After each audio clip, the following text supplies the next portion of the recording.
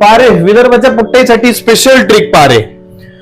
समजा तू कोणत्याही महाराष्ट्र गव्हर्नमेंटच्या एक्झामसाठी प्रिपेअर करून राहिला, अभ्यास करून राहिला आणि तुले असा प्रश्न आला की 24 गुणिले 25 असं करायचं जर काम पडलं.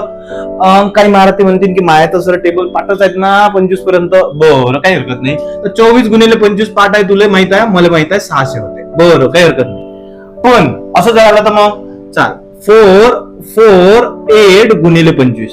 अरे बापा 448 गुणिले 25 हे काय सोपं आहे का? नाही ना. मग काय कर पाहिजे, आता खतरनाक ट्रिक पाहिजे काय की काय करायचं, दिलेली संख्या म्हणजे दिलेला नंबर आहे त्याला काय करायचं, शेवटी फक्त 2 झिरो लावायचे. लावले सर.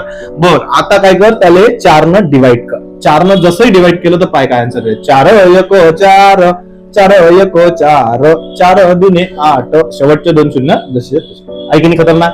आणि कोणत्याही नंबर सेट चालते का? हो ना बापा. आणखी एक एक्झाम्पल घेतो तुझ्यासाठी. चल 3 4 4 8 झालं की नाही. बर आता याला काय करायचं, मला 25 न मल्टिप्लाय करायचं. कर ना बापा काही हरकत नाही ना.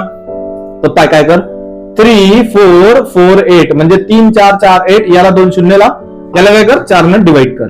आता 4 न डिवाइड करशील तर तुला माहित आहे किती आहे, 8 चूक 32. हो सर 8 चूक 32 उरले किती 2. 6 चूक 24. हो सर 4 दुने 8 आणि किती राहिले 2 शून्य. आणि हेच तुझं काय उत्तर आहे. तो कॅल्क्युलेटरवर चेक करून मला सांग, किती मोठा नंबर असू दे कसाही असू दे तू याच. आता मला सांग 25 न गुणाकार करणं 4 न डिवाइड करणं त्याच्यापेक्षा 4 न डिवाइड करणं बापू.